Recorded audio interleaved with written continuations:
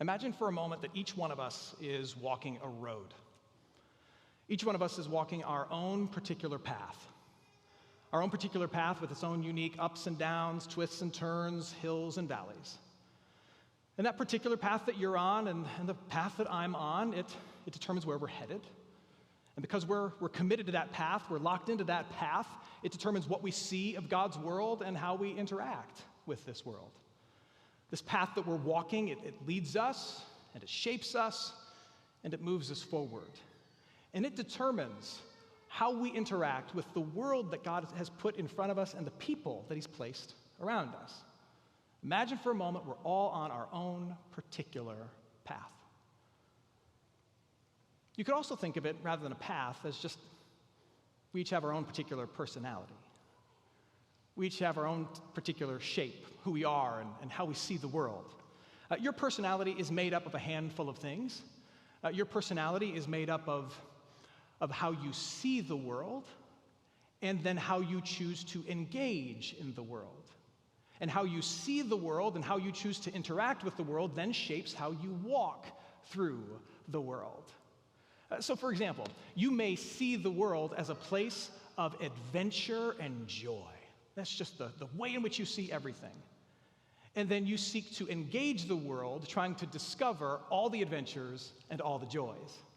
Which means you then walk through the world constantly ready for a party. You know anybody like that? I know a couple of people like that. They're really good friends to have. That would be the path that you walk. That would be the personality that you have, so to speak. In this series, we're going to take a look at 9 different paths, 9 different roads that people tend to walk, 9 different personality types, you could say, that people tend to have. We're going to look at these things and see how they see the world, how they interact with others. And the hope is that we'd not just come to a better understanding of ourselves or a better understanding of some of the people around us, but the hope is really this. The hope is that we would discern which path, which shape we have, but specifically that we might discern and hear God's word of grace for us and our personality, us and our type, us and the road that we walk. Because what I believe is that when you hear how the message of Jesus Christ is uniquely fit to you with all your quirks, you with all the weird ways in which you see the world and interesting ways in which you interact with others, you and the particular road that you're on, that you begin to walk on that road towards something that I call realness, which is experiencing a real understanding of yourself. And most importantly, experiencing the real joy of knowing that you are fully seen and fully loved by God. Whoever you are, whatever your personality, whatever road that you're on. And so for the next several weeks, we're going to look at these 9 roads. These 9 particular paths or personality types, however you want to talk about it, that people tend to have. And we're going to start at the top of the list. We're going to start by talking about the road of integrity. The road of integrity. People who walk the road of integrity are people who are disciplined. They are people who are ethical. People on the road of integrity are the ones who are focused on doing the right things the right ways. The person who walks the road of integrity, who sees everything through that lens, is intent on doing the right things the right ways, seeing things that are wrong and making them better. They're dependable, they're reliable, and they enhance our world in 1,000 different ways, those who walk on the road of integrity. Now, to get a sense on whether or not this is you, if this is your personality, if this is the road that you walk, I've created a bit of a snapshot for what I think is the common inner dialogue, the common inner life, the thinking and the thoughts of someone who walks the road of integrity. And as I read this, I want you to reflect and say, is this me? Is this someone that I know? So listen to this. I try to do the right things the right way. And when I make a mistake, I'm hard on myself. I know how things should be done, and it bothers me when people don't put forth the right effort. When someone cuts in line or misses a deadline, or just doesn't load the dishwasher the right way, it angers me. I see most things as black and white. I worry a lot. I struggle to forgive. I never forget. It's tough for me to unwind. All I can think of is the stuff that still needs to be done. People can depend on me, and people love me because they depend on me. I walk with integrity. Those who walk the road of integrity are extremely ethical, profoundly dependable, and they are willing to dive in and do whatever it takes to make things right. We met someone earlier in the service who I would say walks the road of integrity. He doesn't have a name. He's just known commonly as the older brother or the other brother. He's the one who stayed behind and worked the family farm. And while his other brother went and just blew up his life on Bourbon Street, this brother stayed behind and he was faithful to the will of the Father. This is how he describes himself when he's interacting with his Father. Listen in Luke chapter 15 how the older brother on the road of integrity describes himself. He says, "These many years I've served you, and I never disobeyed your command." The older brother's identity is wrapped up in the fact that he's never let his dad down. He sees himself, he defines himself as the one who's kept the rules, who's done the right thing, who's never disappointed, and he's supremely proud of that fact. So much so that when his younger brother finally makes his way home after spoiling his father's inheritance in what the Bible calls wild living, and the father throws a party for him, he is upset and he throws a fit out in the field because throwing a party for a reckless child isn't the right way to handle it. It's not the right way to do things. And on the road of integrity, we're all about doing what's right. And after all, the way the older brother has lived, he's the one who is right. Do you know anybody who walks the road of integrity? I think a good way to perhaps gauge if you yourself are on this road is to consider how you respond to the story of the prodigal son. When you hear this famous story of a father who gives crazy amounts of grace to his reckless young child, how does it hit your heart? I mean, most people, when they hear this famous story, their first thought is, after they wipe a tear from their eye, this father is so forgiving. And then there are some people who, when they hear this same story, they wipe a tear from their eye, but for different reasons. They think to themselves, that older brother got a raw deal. If that's your instinct, you might be an older brother. You may be on the road of integrity. You may be one of those people who walks that path, who sees the world through what's right, and you do right, and you always follow through, and you are frustrated with those who don't. Now, if that's you, I want you to know that's okay. These roads that we walk, these paths that we're on, they're not good, they're not bad, they just are.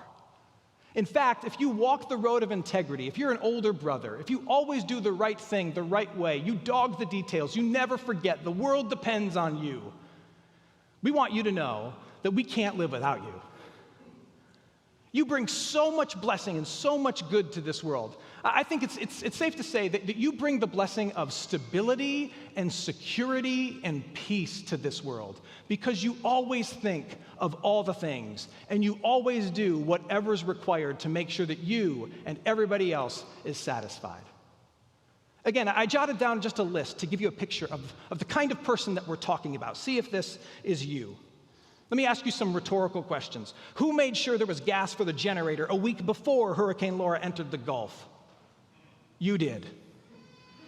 Who stayed late to check every slide in the slide deck before your team at work made the pitch to the new investor? You did. You checked every one of them. Who cleaned the house before vacation so that you could come back to a clean house after vacation? You did. Who taught everyone at home how to fold the towels the right way so that everything fits into the linen closet? You did. And you have a heart for justice, too.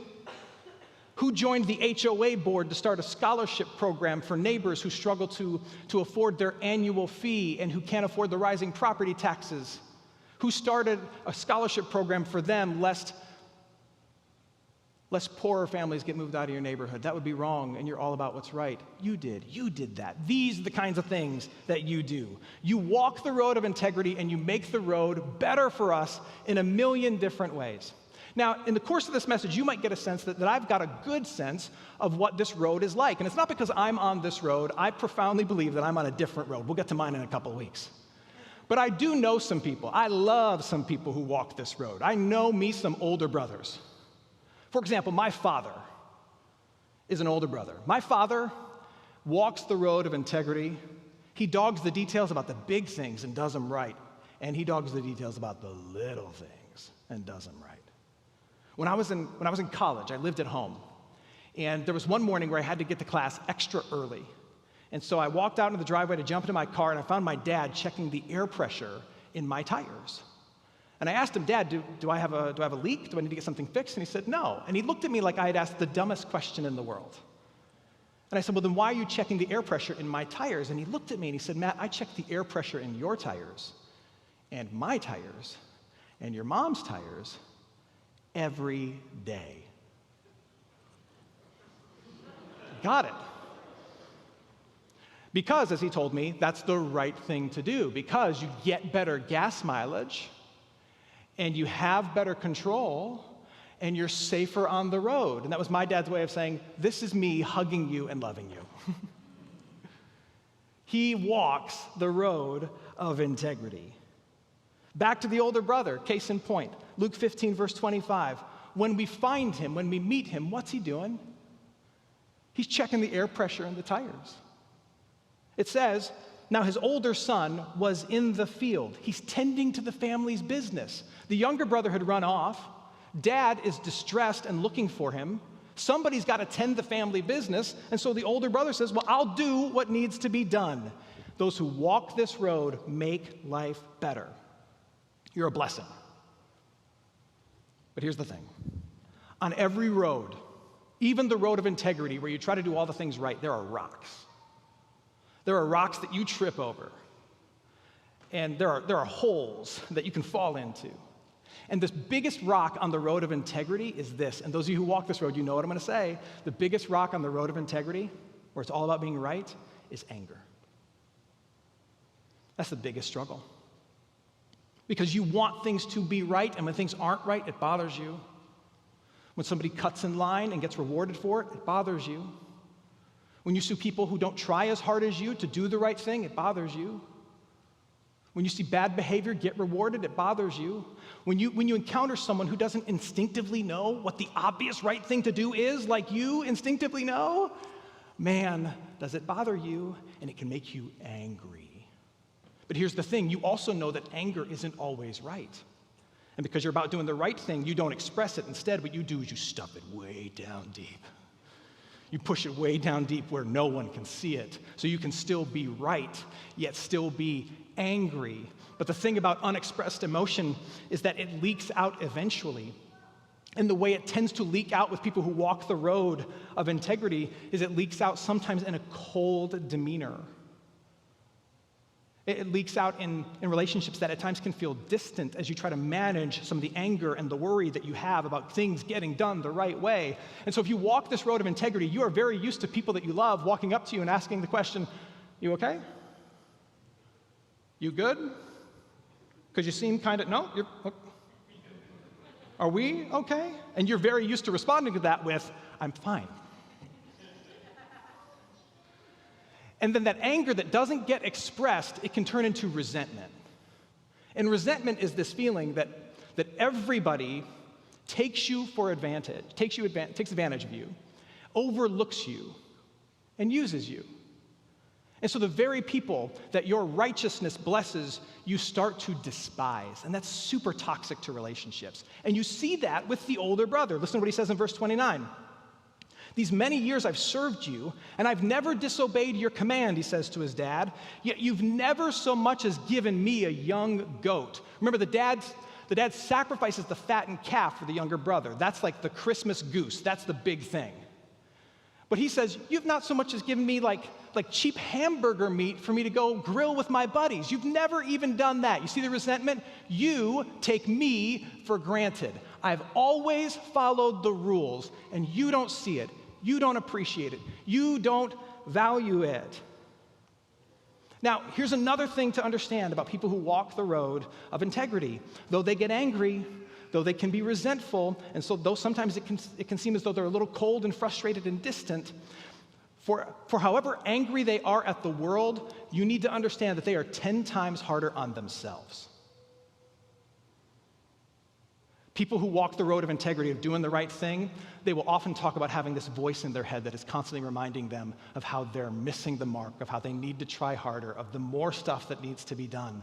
And however hard you think they are on everybody else, man, they are 10 times harder on themselves. And a lot of times what they're trying to do is just quiet that voice that never goes on vacation, that voice that never seems to quiet itself. It's always there. They're trying to quiet that voice and be good and be right and help you be right too. But it can leave them angry. It can leave them frustrated. It can leave them resentful. That's the rocks on this road. It means that people who walk the road of integrity, they need a lot of grace from the people around them. But at times they struggle to perceive that they need as much grace as everybody else. And that's where things turn. That's where growth happens. If they can perceive that they need as much grace as everybody else, and that grace is a good thing to receive, then that's when change happens. Back to the story of the prodigal son. We'll see this in play. The father gets word that his eldest son is just over it. The youngest son has come home and he's getting a party that he doesn't deserve, and the oldest son is mad, he's furious, and he's fuming out in the field as he's doing his work. And what does the father do?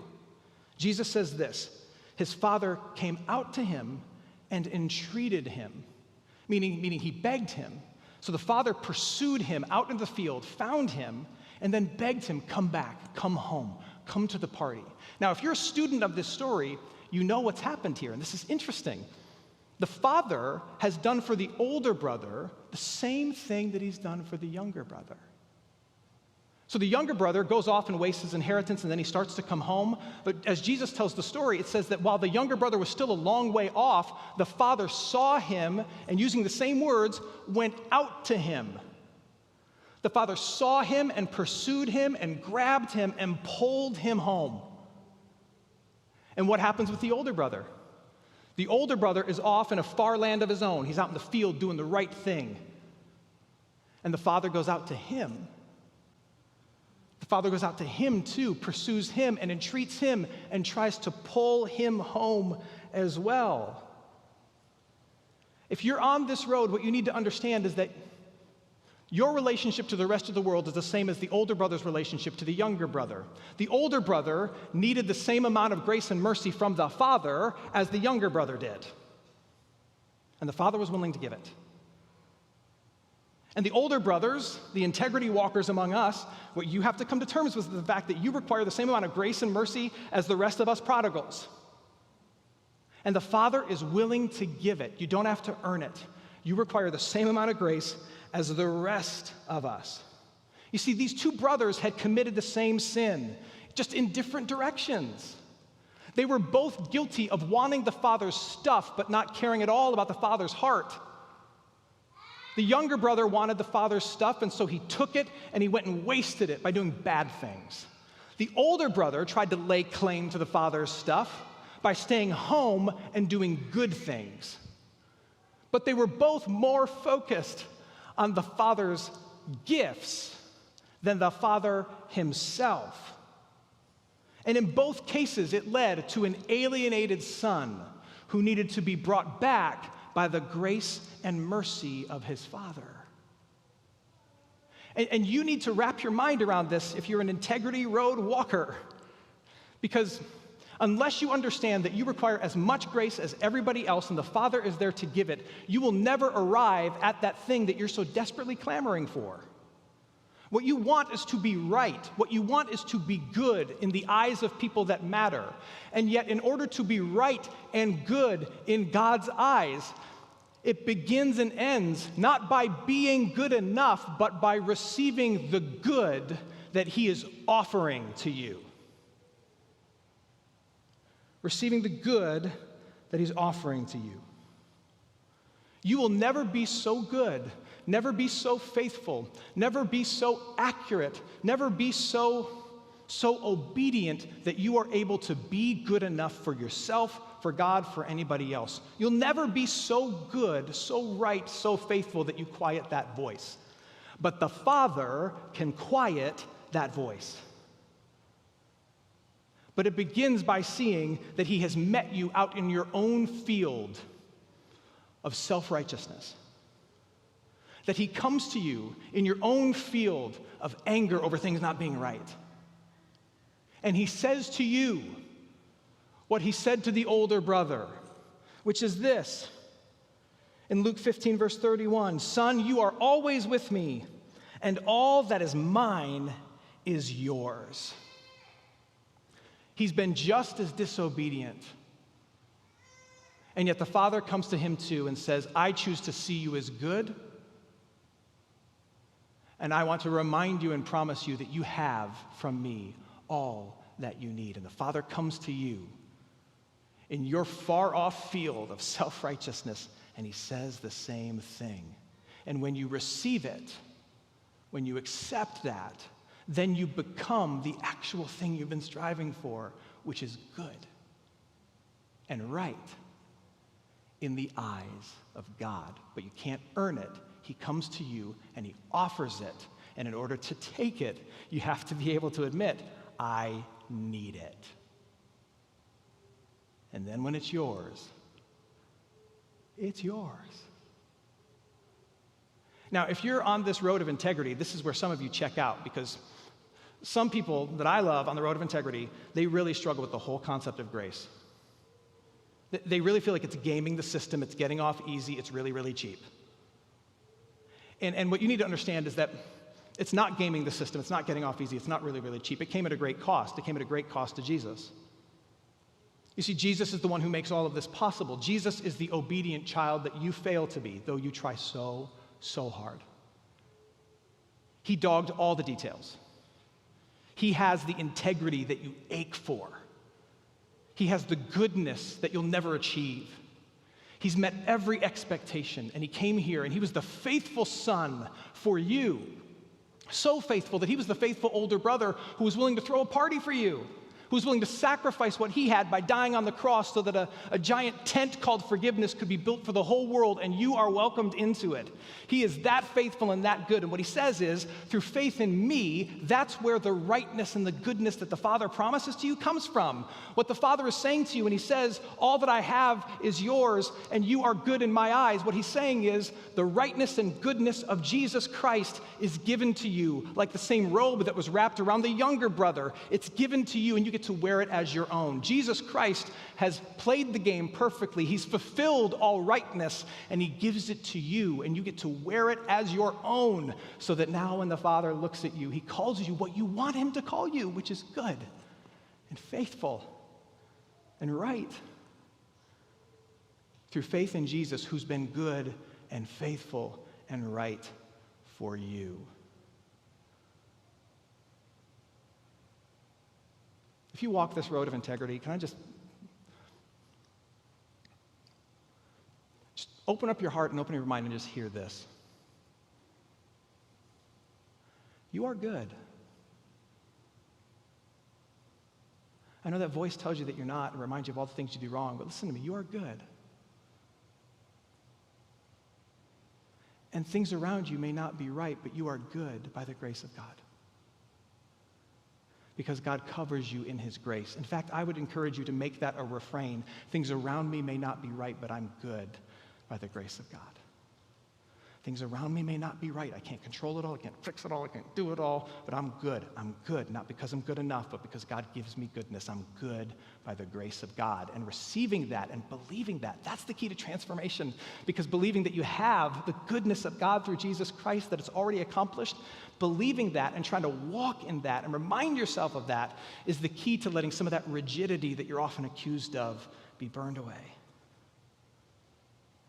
and some of that anger melt away. And some of that need to dive in and fix stuff that's not your problem or your responsibility.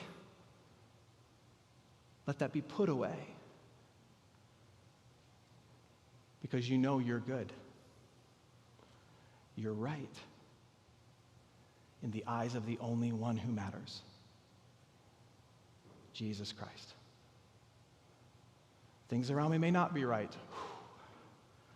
but I am good by the grace of God.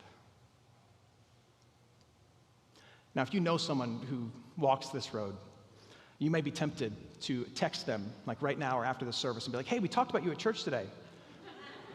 I know why you're angry. Don't do that. Don't do that. What they need from you is love. And as we close, I want to give you just a handful of things that you can do.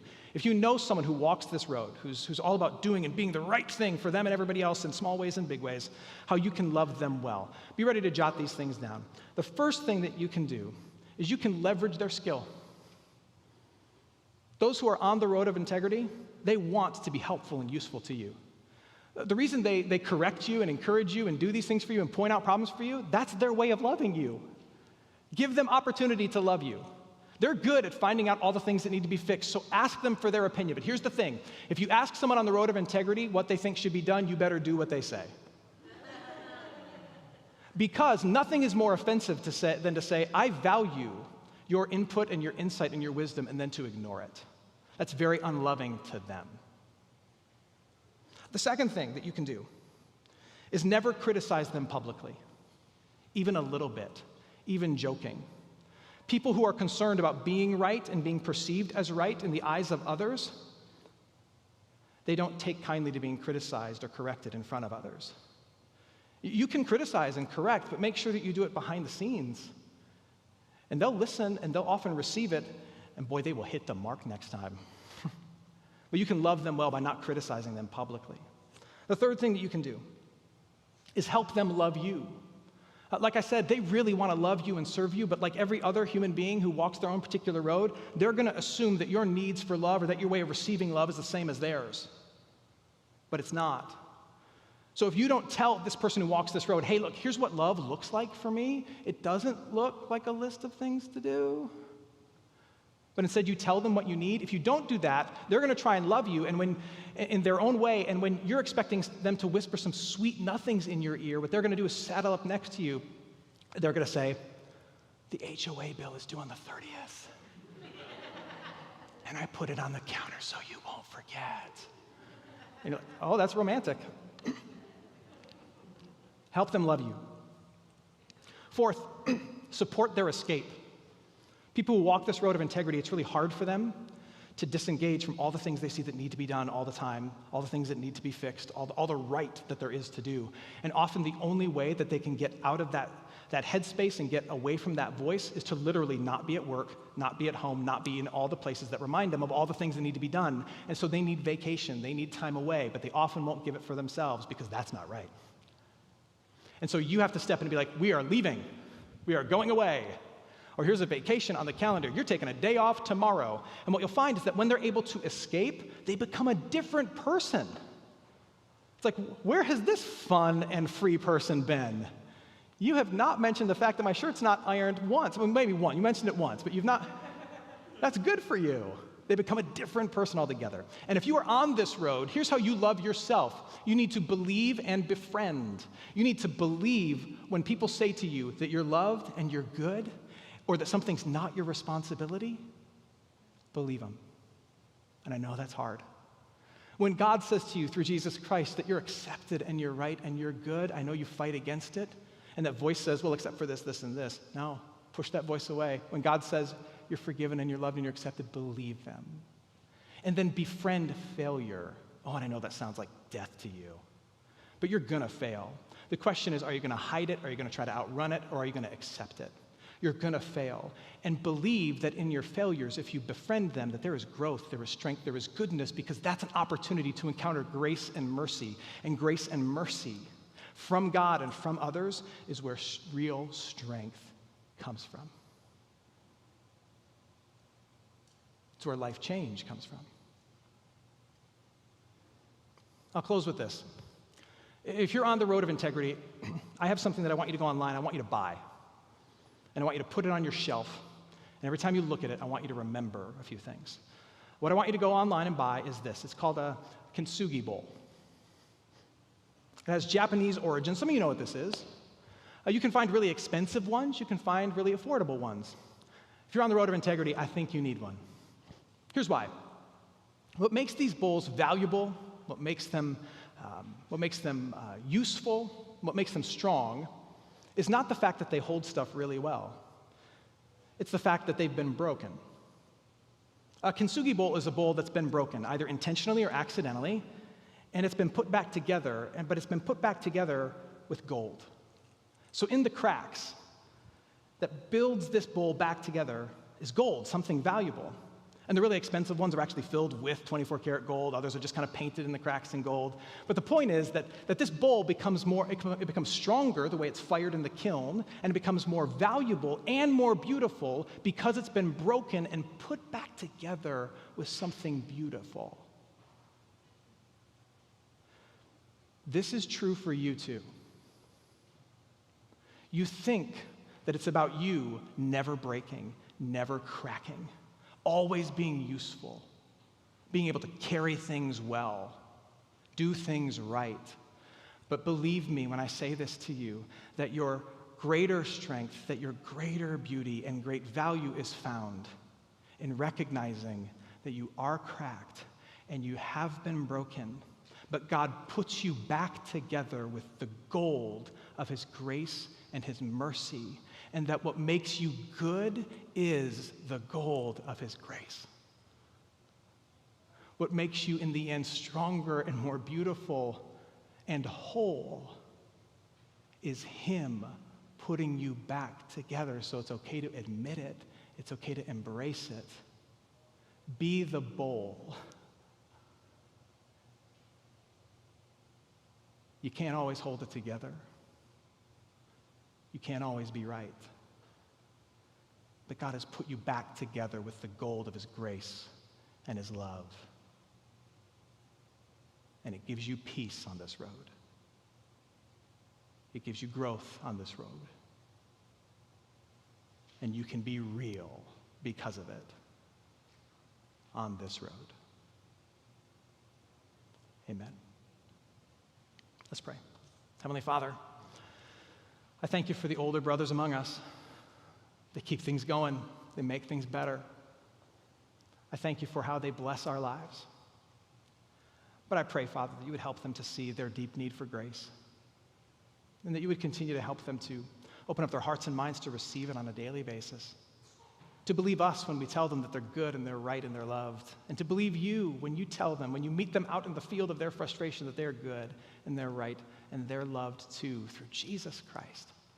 And may that give them freedom and peace and joy. In Jesus' name, amen.